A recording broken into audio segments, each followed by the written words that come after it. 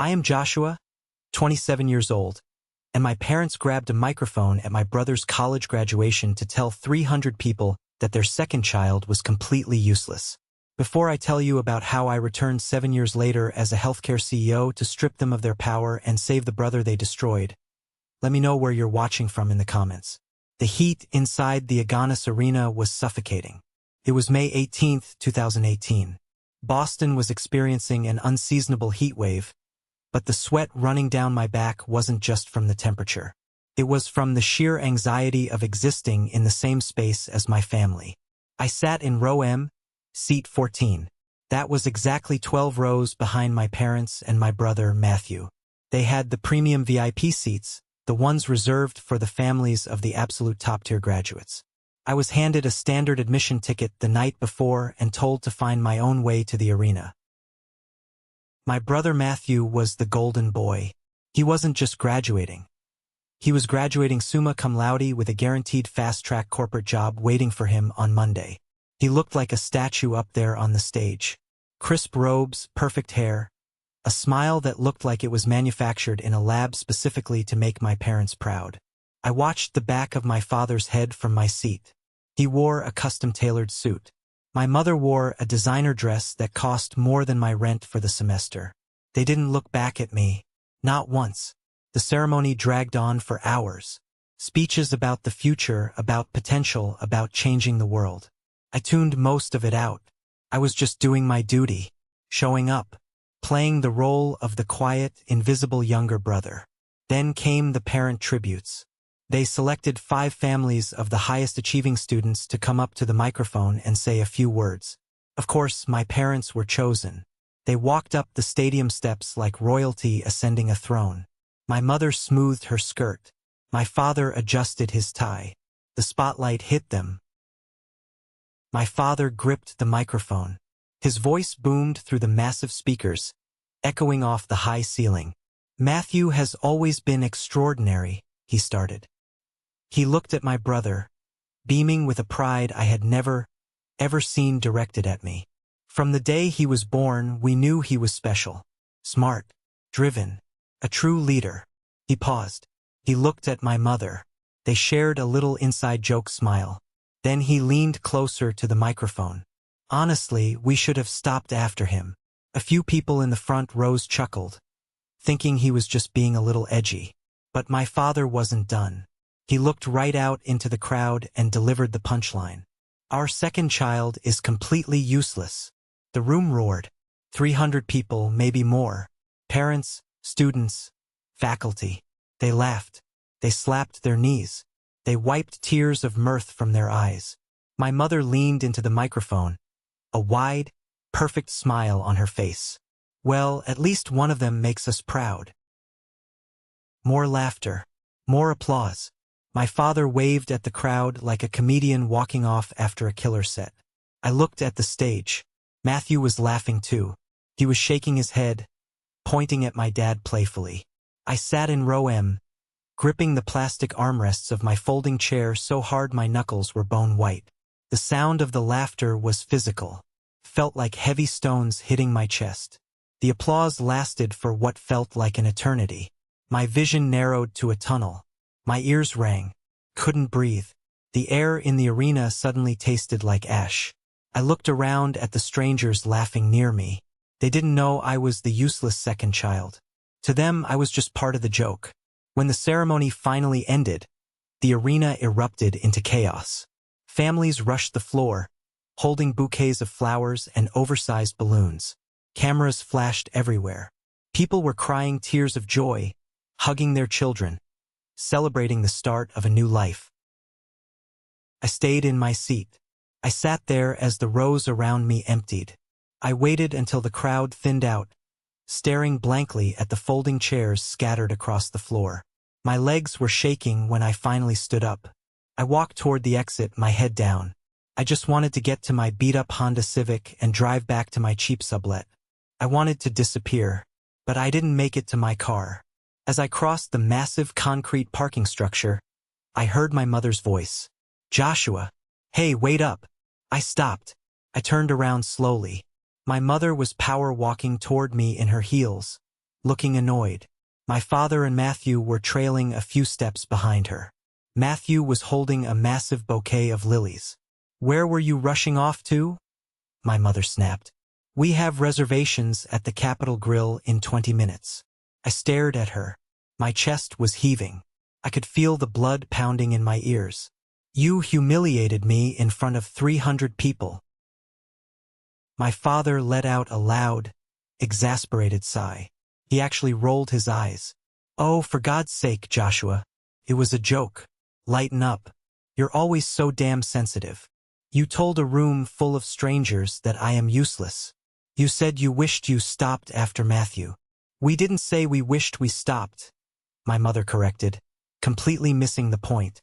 "Your father was just working the crowd. It's a speech. You need a little humor. Why do you always have to make everything about you? This is Matthew's day. Can't you just be happy for your brother for one single afternoon?" I looked at Matthew. He was 22 years old, standing there in his graduation gown, holding flowers. I looked him dead in the eyes, begging him silently to say something, to defend me, to tell them they crossed a line. Matthew shifted his weight. He looked at the ground, then up at the concrete ceiling of the parking garage. "Come on, Josh," he muttered. "Don't ruin the mood. Dad was just messing around. Let's just go get steaks." That was the moment. It wasn't the microphone. It wasn't the laughter of the crowd. It was Matthew standing there, choosing his steak dinner over my dignity. He chose the golden cage. He chose them. "I'm not going to dinner," I said. My voice was surprisingly calm. The shaking had stopped. The anger had burned out into a cold, hard focus. "Fine," my father barked. "Suit yourself. Go pout in your room. We'll bring you some leftovers." They turned and walked away. Just like that. They didn't look back. Matthew hesitated for a fraction of a second, but then my father called his name and he hurried to catch up. I stood alone in the dim light of the parking garage. I got into my car. I didn't cry. I pulled out my phone. I opened my contacts. I blocked my mother's number, then my father's, then Matthew's. I opened my social media apps. I blocked every aunt, uncle, and cousin who had been sitting in that VIP section laughing. 11 contacts wiped out in less than 2 minutes. I put the car in drive and pulled out of the parking structure. As I merged onto the highway, I made a silent vow. I would never ask them for a dime. I would never ask them for help. I would build a life so massive, so unbreakable, that their rejection wouldn't even register as a scratch. I was done being the punchline. 7 years. That's how long it takes for a human body to replace every single cell. 7 years later, I was quite literally a different person. I didn't share a single cell with the boy who cried in that parking garage. It was a Tuesday night in February. I was 27. I was sitting in the living room of my penthouse apartment overlooking the Boston skyline. The fireplace was running. I had a glass of scotch on the coffee table and a stack of quarterly financial reports in my lap. The apartment was dead quiet. It was a peaceful, expensive kind of quiet. The kind of quiet you earn. My phone buzzed on the glass table. I didn't recognize the number. It was a local area code. Normally, I ignore unknown numbers, assuming it's a vendor or an overly aggressive real estate agent. But something made me pick it up. I tapped the screen.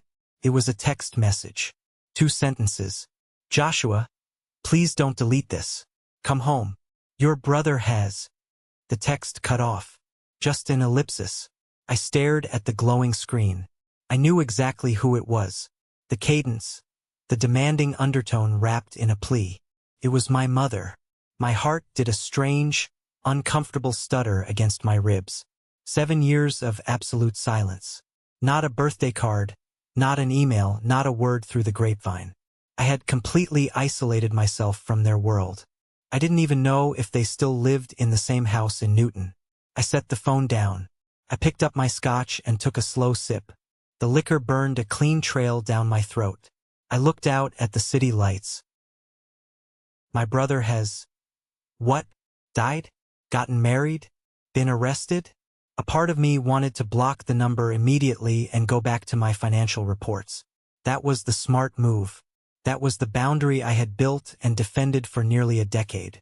But another part of me, a much darker, older part of me, felt a cold sense of curiosity. The golden boy, the one who had everything handed to him, the one they were so proud of.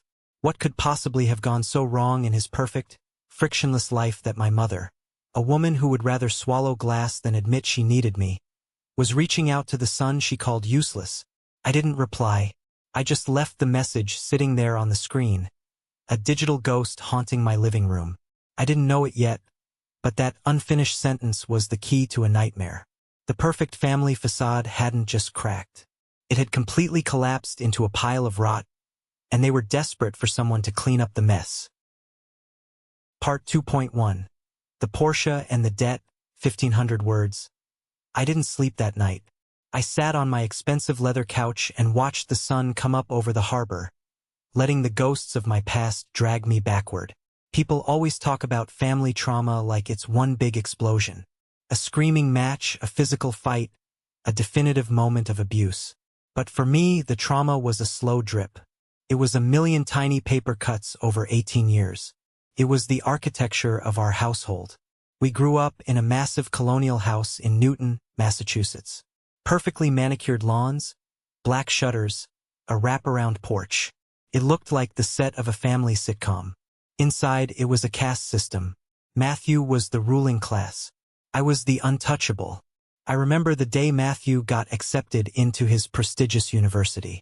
My parents threw a catered party in the backyard. They hired a bartender. My father stood on the patio and handed Matthew the keys to a brand new Porsche. Silver, sleek, smelling like wealth and unearned privilege. My mother cried tears of joy. They talked endlessly about his college fund, an account they had been putting money into since the day he was born. It was fully funded. He wouldn't have to work a single day while studying.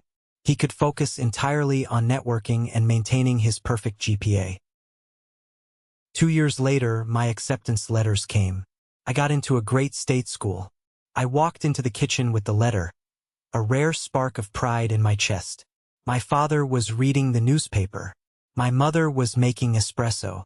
I got in, I said, putting the letter on the granite counter. My father didn't look up from the sports section.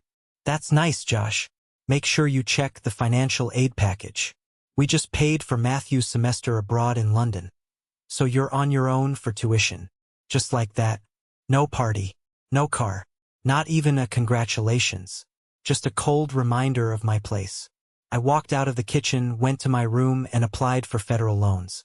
I took on crushing student debt before I even stepped foot on a campus. During my freshman year, I worked 3 jobs. I opened a coffee shop at 5 a.m., smelling like burnt espresso and bleach. I went to classes. I worked at the university library circulation desk until 9 p.m. On weekends, I tutored high school kids in chemistry. I survived on ramen noodles and cafeteria leftovers. I lost 15 pounds my first semester. Meanwhile, Matthew was joining fraternities, taking ski trips to Aspen on my parents' credit card, and bringing home glowing report cards. The difference wasn't just financial. It was emotional starvation. I was drowning in work and debt, and my parents treated me like a ghost who occasionally occupied their guest room during holidays. The hardest part wasn't the work. I learned to love the work. The work was honest. The hardest part was the holidays. Thanksgiving during my sophomore year was a masterclass in psychological warfare. I took a bus home because I couldn't afford a flight. When I walked through the door, my mother immediately handed me a list of chores. Fix the broken hinge on the pantry door. Shovel the driveway. Pick up the dry cleaning. Dinner was always a performance. Matthew sat to my father's right, the seat of honor. I sat at the far end, closest to the kitchen door so I could clear the plates. My aunt and uncle were there, along with my older cousin, David. David was a snake in a Brooks Brothers suit. He always acted like my friend, pulling me aside to ask how my classes were going, nodding sympathetically when I told him I was exhausted. But I learned very quickly that David was a spy. He fed every piece of information back to my parents to make himself look better. "So, Josh," David said loudly across the turkey, I hear you're working at a coffee shop now. That's character building. My father snorted into his wine glass. He's building character, all right? Maybe if he spent less time pouring lattes and more time studying, he'd have a GPA like his brothers. I gripped my fork. My GPA is a 3.8, Dad. And I'm working to pay the tuition you wouldn't cover. The table went dead silent. You didn't talk back to Richard. Ever. My mother slammed her glass down. Joshua, do not ruin Thanksgiving with your resentment. We provide a roof over your head. We gave you a wonderful childhood. If you choose to be bitter, that's your problem. I looked at Matthew. He was busy cutting his turkey, pretending the conversation wasn't happening. I looked at David, who was hiding a smug smile behind his napkin. Only my younger cousin, Jessica, looked at me with genuine pity. She was the only one in that house who saw the rot underneath the expensive wallpaper. The next morning, I packed my duffel bag and took the bus back to campus 4 days early. I spent the rest of the holiday weekend alone in my dorm room, eating cold pizza and studying for finals. I realized then that my presence in their lives was merely required so they had a baseline to compare Matthew against. Matthew was the success. I was the cautionary tale. They needed me to fail so his light would shine brighter. When I walked away after that graduation ceremony, I had nothing but my diploma, a mountain of debt, and a burning rage that kept me warm at night. I didn't just survive. I weaponized my anger. I started at the bottom of a medical research firm as a data entry clerk. I worked 80-hour weeks. I didn't go out. I didn't date. I didn't sleep. I just worked. I observed everything. I learned how the healthcare system operated, how funding was allocated, how the inefficiencies were bleeding clinics dry. That's when I met Gabriel.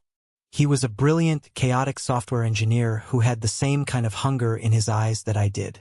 We started talking in the break room. 2 months later, we quit our jobs and started our own healthcare logistics company in my tiny studio apartment. The first 2 years were brutal. We ate canned soup and slept on the floor. But we had a vision. We built a platform that streamlined clinical research data, saving hospitals millions of dollars in administrative waste. By the time I was 25, we secured our first major venture capital funding. By 26, we were buying out failing regional clinics and restructuring them into highly profitable, efficient medical centers. My salary went from scraping by to numbers I used to think were fictional. We were the quiet giants in the New England medical scene. I bought the penthouse.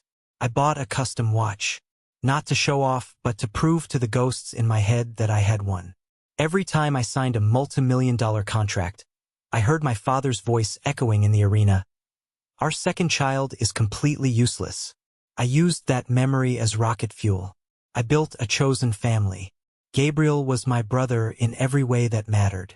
We had a network of loyal employees, mentors, and investors. I was respected. I was needed. I was powerful. And then, right at the peak of my piece, the text message arrived. I spent 2 days ignoring it. But on Thursday afternoon, while I was reviewing an acquisition contract, my phone rang. Same local number. I let it ring. It stopped. Then a voicemail notification popped up. I put my phone on speaker and set it on my mahogany desk. Joshua, my mother's voice filled my office. It didn't sound like the arrogant, perfectly composed woman I remembered. It sounded brittle, old, terrified. Joshua, please pick up. I know you hate us. I know. But it's Matthew. He was in a bad car accident a few years ago. He's addicted, Josh. He's taking pills. He lost his job. He's locked in his house and he won't let us in. We don't know what to do. The golden boy is dying, Joshua. Please, you're the only one who can handle this. The voicemail beeped and ended. I sat back in my leather chair. The silence in my office was deafening. Matthew, addicted, unemployed, dying. The words didn't compute. It was like hearing that a robot had contracted a virus. I didn't want to go back. I really didn't. But the hatred I thought I held for my brother suddenly felt hollow. He was blood. And more than that, I needed to see it with my own eyes. I needed to see the collapse of the golden cage. I picked up the phone and dialed the number. My mother answered on the first ring. "Joshua?" she gasped. "Stop crying and tell me exactly what is going on," I said. My voice was strictly professional, the same tone I used when a clinic manager was failing to meet their quarterly targets. She took a shaky breath. "It started in 2022. He was rear-ended on the highway. Severe whiplash, herniated discs. His doctor prescribed opioid painkillers. Oxycodone. We thought he was just taking them for the pain. But his behavior changed. He got erratic. He started missing meetings at the firm." "When did he lose his job?" I demanded. "4 months ago," she whispered, like admitting it was a mortal sin. "He got fired." The firm said he was nodding off at his desk. "He moved back to Newton into his own place across town. We've been paying his rent. But he won't let us in. We went by yesterday and looked through the window. It's a disaster, Josh. There are pill bottles everywhere. He looks like a skeleton. He screamed at your father to go away." I pinched the bridge of my nose. "Why haven't you called an interventionist? Or a rehab facility? Why are you calling me after 7 years of treating me like I don't exist?" There was a long, painful pause on the line. "Because," she finally said, her voice cracking, "we can't have this getting out. If we call a professional service, it goes on records. People talk. The country club, your father's business partners. If they find out Matthew is a junkie." My blood ran cold. I squeezed my eyes shut. Even now, with their precious golden child dying in a pile of garbage, their first priority was their public image. They weren't calling me to save him. They were calling me because I was the family secret they could use to clean up another family secret. I was the free, off-the-books janitor. "I'll be there tomorrow," I said, and hung up before she could thank me. I didn't drive straight to Newton. I am not a man who walks into a crisis blind. I treat family drama the same way I treat a hostile corporate takeover. I gather intelligence first. I made a few phone calls. One of my investors had connections at the consulting firm where Matthew used to work. Within 3 hours, I had a name.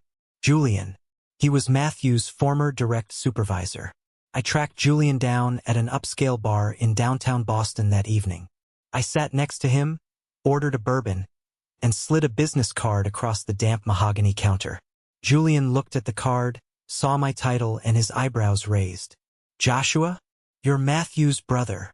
Julian asked, looking me up and down. I was wearing a tailored suit that cost more than his monthly salary. "He never mentioned you were in this tax bracket." "We don't talk much," I said smoothly. "I'm looking into his situation. My parents are giving me a sanitized version. I want the truth. How bad was he at work?" Julian sighed, swirling his gin. "Bad. But honestly, your parents are the ones who pushed him over the edge." I froze. "Excuse me?" Julian leaned in closer. "Look, Matthew had the accident. He was in real pain. He wanted to take medical leave. 2 months, maybe 3, to get surgery and do physical therapy. But your dad called me." My jaw tightened. "My dad called you? About his adult son's job?" "Yeah." Richard was furious. "He told me Matthew couldn't afford to take leave right before the promotion cycle. He said it would look weak. He told me to keep piling the work on. Then, I heard Richard telling Matthew in the lobby one day to just take the damn pills and man up. Your dad practically bullied him into staying at his desk. Matthew was popping oxys just to sit in his chair for 14 hours a day to keep his promotion track alive. By the time the pain stopped, the addiction had its hooks in deep." I stared at the ice melting in my glass. The sickness in my stomach was profound. My parents hadn't just watched Matthew fall. They had actively pushed him down the stairs and handed him the shovel to dig his own grave. All so he wouldn't miss a promotion. They sacrificed their golden boy on the altar of their own ego. "Thanks, Julian," I said. I threw a $100 bill on the bar and walked out into the cold night air. The anger I felt wasn't the hot, reactive rage of a 20-year-old boy anymore. It was a cold, calculated fury. I was going to tear their kingdom down. Before I drove to Newton the next morning, I sat in my car and opened the Notes app on my phone. I typed out my boundaries. I needed rules of engagement to survive walking back into that house. I will not sleep under their roof. I will not eat a meal with them. I will not engage in arguments about the past. I will not accept fake apologies. I am here for Matthew. Only Matthew. I drove my sleek black Range Rover through the familiar, tree-lined streets of Newton. The neighborhood hadn't changed. The same oversized houses, the same perfectly trimmed hedges. It was a museum of suburban hypocrisy. I pulled up to 47 Maple Street. The house looked exactly the same, right down to the brass knocker on the black front door. I parked in the driveway, deliberately blocking my father's Lexus. I stepped out of the car, adjusted my jacket, and walked up the front steps. I didn't knock. I pressed the doorbell once. A few seconds later, the door opened. My mother stood there. She looked older, her face lined with stress, her hair graying at the roots. She was wearing a casual sweater, but she still had her pearls on. She looked at me, her eyes widening as she took in my appearance. She expected the broke, desperate kid who drove away in a beat-up Honda. She didn't expect a man who looked like he owned the bank that held her mortgage. "Joshua," she gasped, stepping forward to hug me. I stepped back instantly. Her arms dropped to her sides. "Don't," I said. My voice was flat. "Where is he?"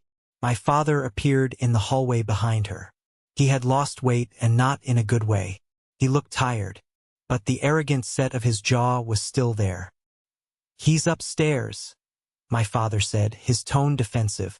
"We brought him here yesterday. Had to drag him out of his apartment. The landlord was threatening to call the cops. He's locked himself in his old bedroom. We haven't been able to get him to come out." I walked past them without another word. The house smelled the same. Vanilla candles and expensive floor wax. I walked up the hardwood stairs.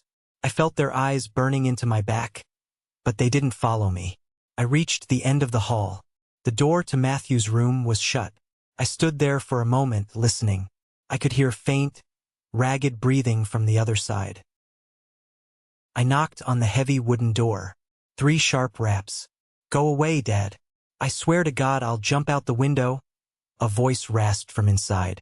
It sounded like gargling gravel. It didn't sound anything like my articulate, polished brother. "It's not Dad," I said. "It's Josh." There was a dead silence. For a full minute, nothing happened. Then, I heard the sound of a deadbolt sliding back. The door cracked open a few inches. The smell hit me first.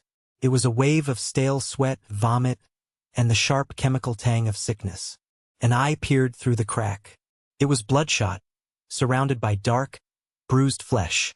"Josh," he whispered. "Open the door, Matt." He pulled the door open and stepped back. I walked in. The room was a disaster. The curtains were drawn tight, blocking out the sun. The floor was littered with crumpled clothes, fast food wrappers, and empty orange prescription bottles. And standing in the middle of it was my brother. He was wearing sweatpants that hung off his hip bones. He was shirtless. His ribs were clearly visible, pressing against his pale skin. His hair was greasy and matted. He was trembling. The golden boy was completely gone. In his place was a terrified, starving ghost. I didn't show pity. I didn't gasp. Working in the medical field had hardened me to the physical realities of addiction. I just looked at him. Matthew collapsed onto the edge of his unmade bed, burying his face in his hands. He started to sob. It wasn't a quiet cry. It was deep, heaving, ugly sobs that shook his entire fragile frame. "I'm sorry," he choked out. "I'm so sorry, Josh. I'm a mess. I'm exactly what they said you were. I'm useless." I walked over and stood over him. "You're not useless, Matt. You're sick. There's a difference." He looked up at me, tears streaming through the grime on his face. "You don't understand." Couldn't stop. Dad told me if I took the medical leave, I'd lose the promotion. He said the firm would see me as a liability. He told me to push through it. So I took the pills. And then the pills stopped working, so I took more. And then I needed them just to get out of bed. And then I lost the job anyway. I know, I said quietly. I talked to Julian. Matthew flinched at the name. I'm so ashamed. I had everything, Josh. And I ruined it. And the worst part is I let them treat you like garbage. I stood there at my graduation and I laughed. I laughed while Dad destroyed you. I was a coward. I was so terrified of losing my spot as the favorite that I let them throw you away. I sat down on the single chair in the corner of the room. Being the favorite in this house wasn't a privilege, Matt. It was a hostage situation. I got out. You got trapped. Matthew wiped his nose with the back of his hand. He looked at me, really looked at me. You look good. You look strong. I'm doing fine. I tried to find you, Matthew whispered. His voice was fragile, breaking on the words. I frowned. What do you mean? Matthew reached over to his nightstand. His hands shaking so violently, he knocked over an empty pill bottle. He grabbed his phone. The screen was cracked. He fumbled with it, squinting at the harsh light, before holding it out to me. 2 years ago, Matthew said, when things started getting really bad, before I lost my job, but when I knew I couldn't stop taking the pills. I knew I couldn't tell Mom and Dad. They would just yell at me to fix it. I needed help, real help. So I emailed you. I begged you to help me. I took the phone from his trembling hand. I looked at the screen. It was his sent folder in his email app. Date: October 14th, 2023. Subject: Please help me, Josh. Body: I don't know if you'll even read this. I know you hate me, but I'm drowning. The pills are taking over. Dad is pushing me too hard at work. I can't breathe.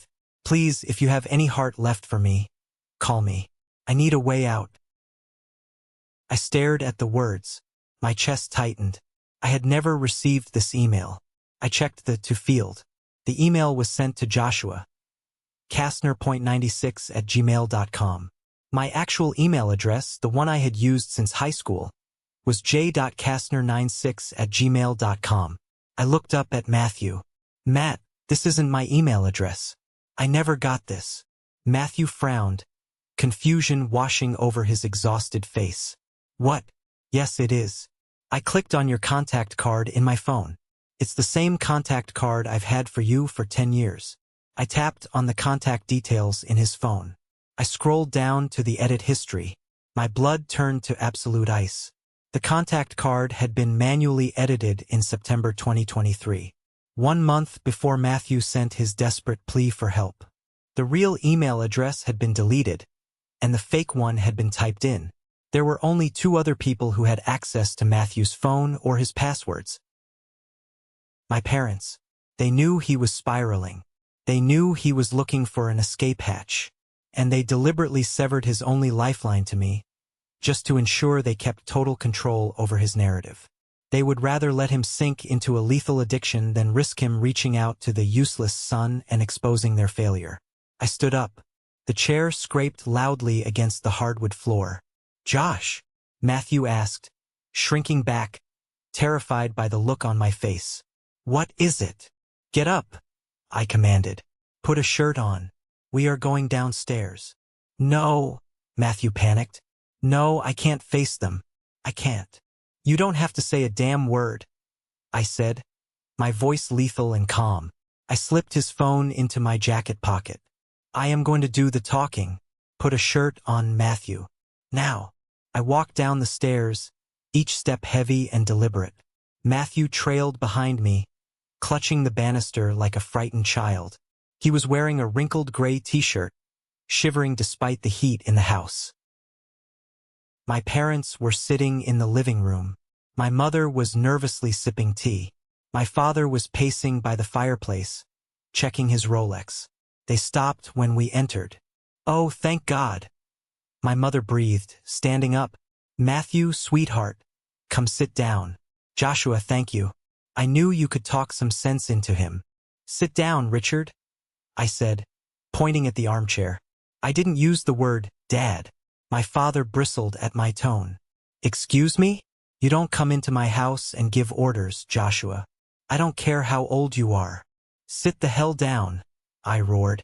The volume and violence in my voice shocked even me. It echoed off the vaulted ceilings. My father blinked, stunned by the sheer force of it. He slowly lowered himself into the chair. I walked over to the glass coffee table and slammed Matthew's phone down in the center of it. The sound made my mother jump. October 2023, I said, looking directly into my father's eyes. Matthew tried to email me to ask for help with his addiction. He was desperate. He was drowning. But the email bounced into the void. Do you know why, Richard? My father's face remained blank, but I saw a microscopic twitch in his jaw. I have no idea what you're talking about. Someone went into his phone. I continued, my voice dropping to a dangerous whisper. Someone manually edited my contact card. They changed my email address to a fake one. They locked him in his cage and threw away the only key he had. My mother put a trembling hand over her mouth. She looked at my father. Richard, you didn't. Oh, stop the theatrics, Diane. My father snapped, dropping the facade. He stood up, towering over the coffee table. He looked at me with pure, unadulterated contempt. Yes, I changed it. So what? Matthew let out a broken sob from the doorway. Why? I demanded, stepping closer to him. I was taller than him now. I didn't have to look up anymore. Because he was having a moment of weakness, my father yelled. He was stressed at work. He was overreacting. If he had contacted you, you would have blown it out of proportion. You would have dragged this family's name through the mud out of pure spite. I was handling it. I was managing his recovery. You weren't managing his recovery, I shouted back. You were managing your reputation. You told Julian to pile work on him. You told him to take the pills and man up so he wouldn't lose a promotion. You drove him into addiction, and then you isolated him when he tried to survive. I gave him everything, my father roared, his face turning purple. I gave him the car, the education, the connections. Everything he has is because of me. He just didn't have the backbone to handle the pressure. The room was vibrating with tension. My mother was weeping openly on the sofa. Matthew was curled in on himself by the door. My father pointed a trembling finger at my chest. You think you can come in here and judge me? You walked away. You abandoned this family. You don't get to waltz back in here and act like a savior. I am the patriarch of this family. I hold the purse strings. And I am making the decisions. He turned to my mother. Diane, call the lawyer. We are getting Matthew a conservatorship. I am taking full control of his finances and medical decisions. We are sending him to that facility in upstate New York. I knew the facility he was talking about. It was a cheap, lockdown rehab center in the middle of nowhere that specialized in absolute discretion, not actual medical care. It was a warehouse for rich people's embarrassments. No, Matthew whimpered. Please, Dad, not there. You don't have a choice. My father barked at him. Then he turned back to me, a cruel, triumphant smirk on his face. And you, Joshua, you can leave. You've had your little moment of righteous anger. But you have no power here. You have no money. You have no standing. You are legally nothing to him. If you try to interfere, I will bury you in litigation. I will use his college fund, his inheritance, everything I have to crush you. Now get out of my house. He thought he had won. He thought he was playing his trump card. He still saw the 20-year-old kid with a mountain of student debt standing in front of him. I didn't yell. I didn't scream. I just started laughing. It was a cold, dark, genuine laugh. It bubbled up from my chest and echoed in the silent room. My father's smirk faltered. My mother looked up, terrified by the sound. What is so damn funny? My father demanded, his fists clenching. I stopped laughing. I reached into the inner pocket of my tailored jacket. I pulled out my phone and a sleek, black titanium business card. I tossed the card onto the glass table, right next to Matthew's cracked phone. Pick it up, Richard, I ordered softly. My father glared at me, then looked down at the table. He leaned over and picked up the heavy metal card. I watched his eyes scan the engraved silver text. Joshua Kastner, Chief Executive Officer and Founder, Aegis Healthcare Logistics and Regional Hospital Network. I watched the exact moment his brain processed the words. His skin went the color of dirty chalk. Aegis Healthcare was the corporate entity that had just finalized the buyout of the clinic network his accounting firm serviced. That's right, I said, my voice lethal. I own Aegis, and your accounting firm's largest contract is with my subsidiary clinics. I am your boss's boss, Richard. My father's hand started to shake. The card slipped from his fingers and clattered onto the glass table. This is a joke. This is a fake. Call Julian, I offered, gesturing to his phone. Or call the board of directors. They'll confirm it. I took a step closer to him, invading his space, backing him up against the fireplace mantel. You think you can threaten me with lawyers? I have a legal team on retainer that costs more than your entire retirement portfolio. You want to talk about inheritance? Keep it. I make your net worth in a fiscal quarter. My mother let out a strangled gasp. She looked at me like I was a stranger. And I was. You're not sending Matthew to some cheap warehouse in New York so you can hide your shame, I said, my voice dropping to a low growl. I have already arranged a bed for him at Serenity Ridge in the Berkshires. It's an elite, evidence-based medical detox and trauma center. Costs $50,000 a month. And I am paying for it in cash. My father opened his mouth, but no sound came out. His absolute control, the foundation of his entire identity, was shattering into a million pieces on the living room floor. I pulled my phone out and dialed a number on speaker. It rang twice. Dr. Carter speaking. The smooth, authoritative voice of my chief medical officer filled the room. Dr. Carter, it's Joshua. Is the bed at Serenity Ridge secured for my brother? Yes, Mr. Kastner. The medical team is prepped and waiting for his arrival. Complete VIP protocol. No visitors allowed without your explicit, written consent. Thank you, doctor. We'll be there in 2 hours. I hung up the phone. I looked at my parents. They looked small, shrunken. The grand, terrifying figures of my childhood were just pathetic, aging bullies who had run out of ammunition.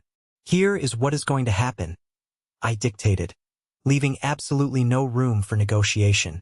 Matthew is leaving with me right now. You are not going to call him. You are not going to visit him. You have lost your privileges as parents. If you try to interfere with his medical care, if you try to file a conservatorship, I will personally ensure your accounting firm loses the Aegis contract on Monday morning. I will bankrupt you before lunch. Do we have an understanding? My father stared at me.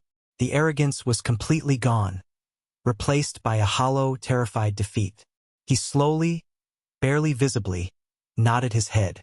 I turned my back on him. I looked at my mother on the couch. You called me because you thought I was the janitor. You were right. I'm here to clean up your mess. I walked over to the doorway where Matthew was standing. He was staring at me with wide, disbelieving eyes. He looked at the Titans standing in the living room, and he looked at the terrified parents who had controlled him his entire life. Go pack a bag, Matt, I said gently. 3 days of comfortable clothes. Leave your phone here. You won't need it. Matthew didn't argue. For the first time in his life, he didn't look at my father for permission. He just turned and walked up the stairs. I stood in the hallway waiting. The silence in the house was absolute.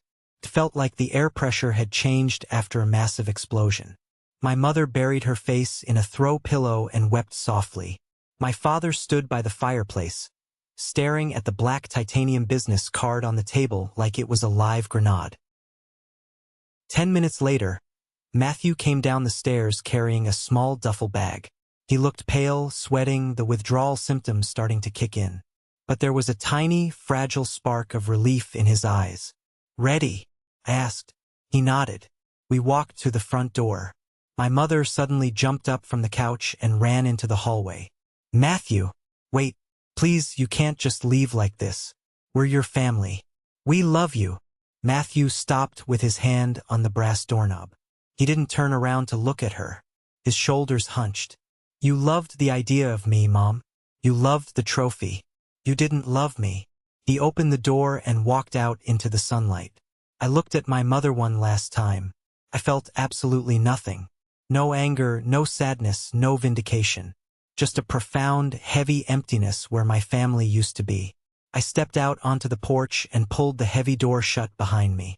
The click of the lock felt incredibly final. I walked down the driveway to my Range Rover. I opened the passenger door for Matthew. He threw his bag in the back and climbed into the leather seat.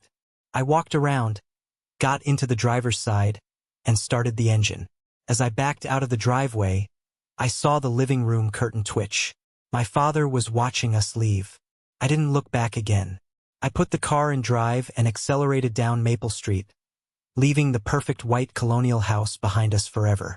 The drive to the Berkshires took 2.5 hours. For the first hour, neither of us spoke. The silence in the car wasn't the tense, suffocating silence of our childhood dining table. It was the exhausted, shell-shocked silence of two soldiers who had just survived a massive artillery strike. Matthew was shivering. I turned the heated seats on high and adjusted the climate control. I handed him a bottle of water from the center console. He took it with trembling hands, managing to take a small sip before resting his head against the tinted window. We got onto the Mass Pike, the scenery changing from suburban sprawl to dense, rolling forests. The late afternoon sun cast long, golden shadows across the highway. I didn't know, Matthew finally whispered, his voice hoarse. I kept my eyes on the road. Didn't know what? That you built all of this. That you were a CEO, a millionaire. I thought you were struggling. Dad always told me you were probably working a dead-end job, drowning in debt. He used you as a threat. Work harder, or you'll end up like Joshua. I let out a dry chuckle. Yeah, well, spite is a hell of a motivator. I paid off my student loans 3 years ago. I built Aegis from nothing. Gabriel and I slept on the floor of my apartment for 2 years coding the logistics software. Matthew turned his head to look at me. I'm so proud of you, Josh. I really am. You did what I never had the guts to do. You walked away. I gripped the leather steering wheel. Hearing my older brother say he was proud of me, something I had craved my entire childhood, felt strange. It didn't heal the past, but it shifted the weight of it. You were trapped, Matt, I said quietly. They conditioned you to believe that their love was conditional on your performance. You didn't have a choice. I was the useless one, so they left me alone. My neglect was my freedom. Matthew wiped a tear from his cheek. He looked out the window at the passing trees. Do you hate me, Josh? The question hung in the air, heavy and raw. I thought about the graduation ceremony. I thought about the Thanksgiving dinners. I thought about the years of being ignored while he shined. I used to, I answered honestly. I hated you for a long time. I hated you for not standing up for me in that parking garage. But I don't hate you anymore. I saw you in that room today. I saw what they did to you. We're both victims of Richard and Diane Kastner. They just used different weapons on us. Matthew let out a breath that sounded like a sob. I'm going to get better. I promise you, Josh. I'm going to beat this. I don't want to be their golden boy anymore. I just want to be your brother. We'll start with getting you clean, I said. A genuine, small smile touching my lips for the first time all day. Then we'll work on the brother stuff. We pulled into the private, gated entrance of Serenity Ridge just as the sun was setting behind the mountains. The facility looked like a luxury lodge, surrounded by pine trees and absolute quiet. A team of medical professionals was waiting for us at the front entrance. I parked the car. I walked Matthew up to the front doors. He looked terrified, his body physically aching for the drugs, but he kept moving forward. I handed him off to Dr. Ryan, the intake coordinator. Matthew turned around before he walked through the security doors. He looked at me, his eyes filled with a desperate kind of hope. Thank you, Josh, for coming back. I got you, Matt. I always got you. The doors closed behind him. I stood alone in the crisp mountain air. The storm was finally over. Now, the real work of rebuilding could begin. The first 30 days were a living nightmare for my brother. I didn't see it in person, but I heard about it. I was back in my penthouse in Boston, running my company, while Matthew was 70 miles away in the Berkshires, fighting a war inside his own body. Dr. Ryan, the lead physician at Serenity Ridge, called me twice a week with updates. He didn't sugarcoat anything. The opioid withdrawal was brutal. Matthew suffered through the sweats, the tremors, the bone-deep aches, and the crushing psychological despair that comes when your brain is suddenly deprived of the chemical blanket it relied on for years. There were days when Matthew begged to leave. There were nights when he screamed at the nurses, demanding his phone so he could call our father and beg to be taken back to the comfortable cage in Newton. But I had made sure the facility was an absolute fortress. My legal team had drawn up airtight medical proxy documents. I essentially held temporary medical custody of his treatment. Richard and Diane Kastner could not penetrate those walls with their money or their lawyers. For the first time in his 29 years of life, Matthew had to face his demons without our parents swooping in to manage the optics. By week 6, the physical storm began to pass, and the real work started. The mental excavation. We began our joint family therapy sessions virtually.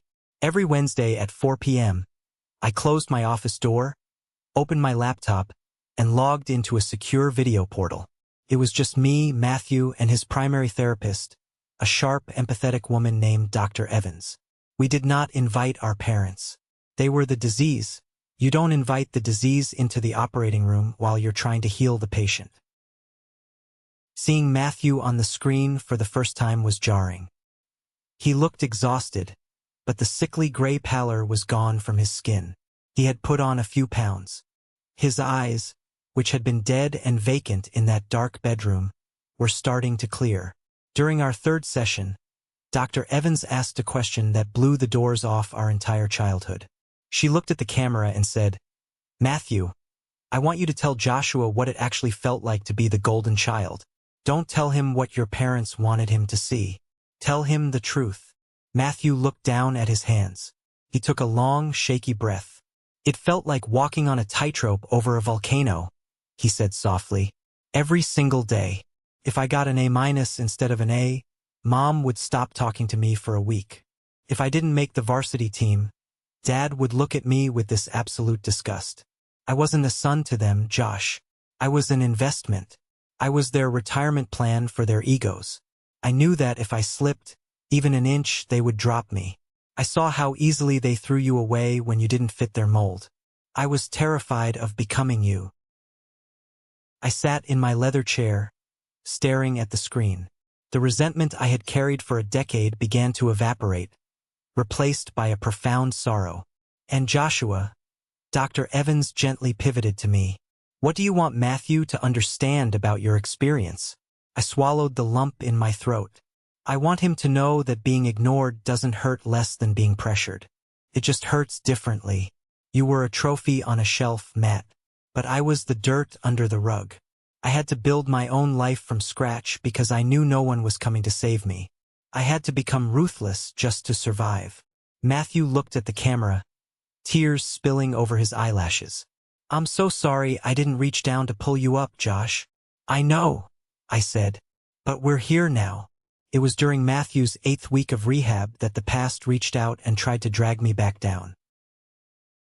I was reviewing the salary structures for a newly acquired clinic in Rhode Island when my personal cell phone rang. The caller ID showed a number I hadn't seen in 7 years. Aunt Sarah. She was my father's younger sister.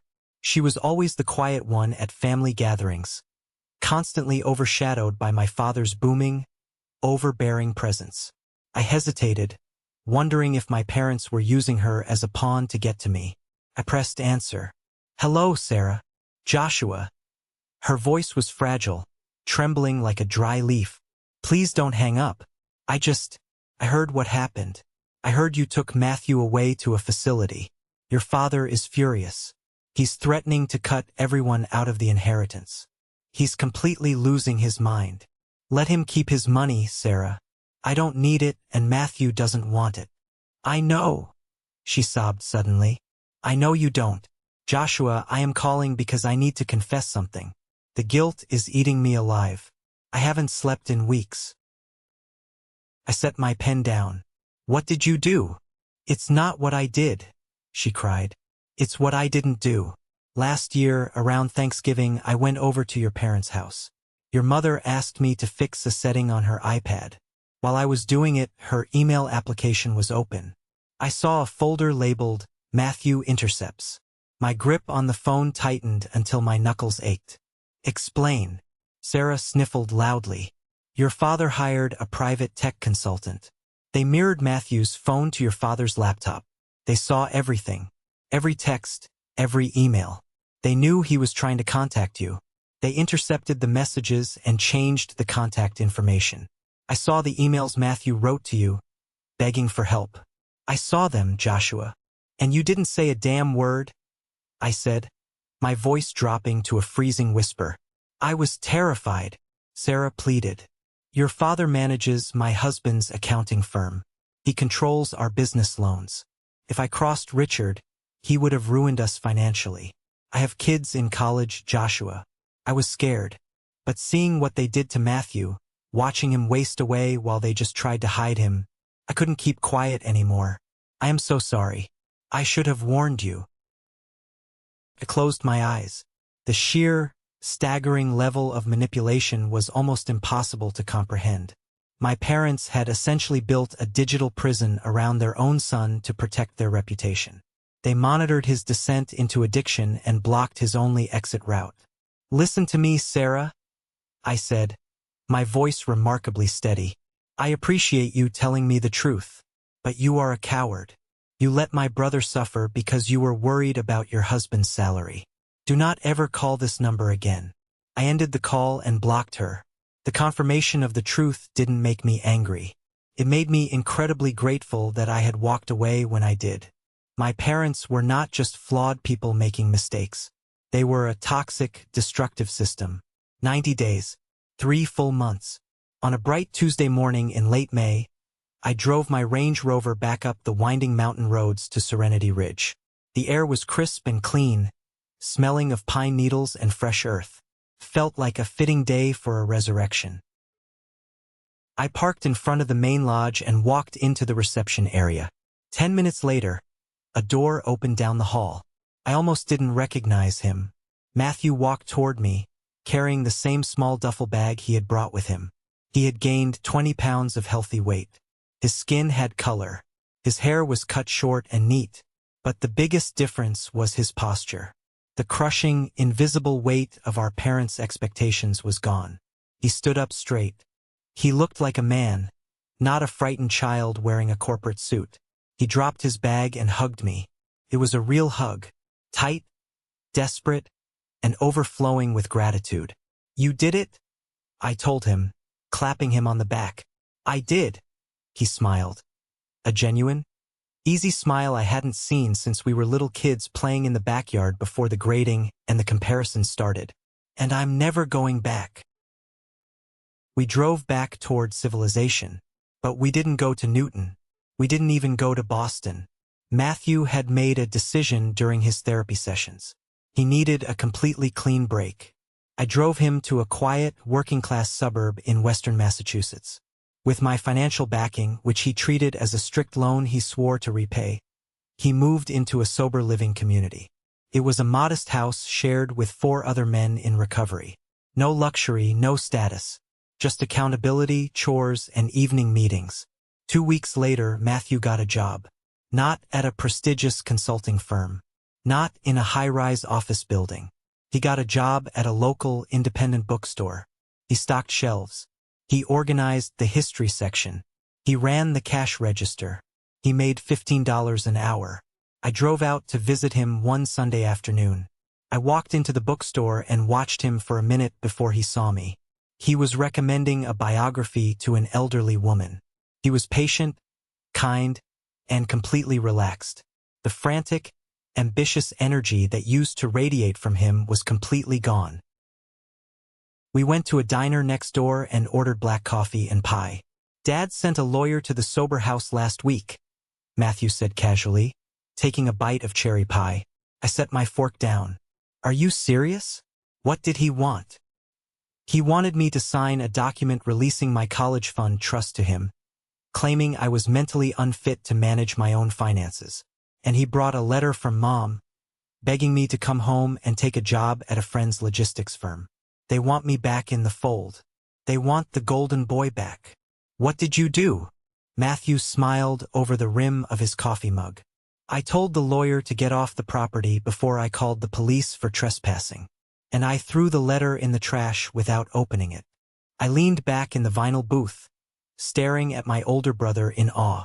The boy who used to panic over a B- had just looked our father's high-priced attorney in the eye and sent him packing. I don't want their money, Josh, Matthew said, his tone dead serious. I don't want the trust fund. I don't want the inheritance.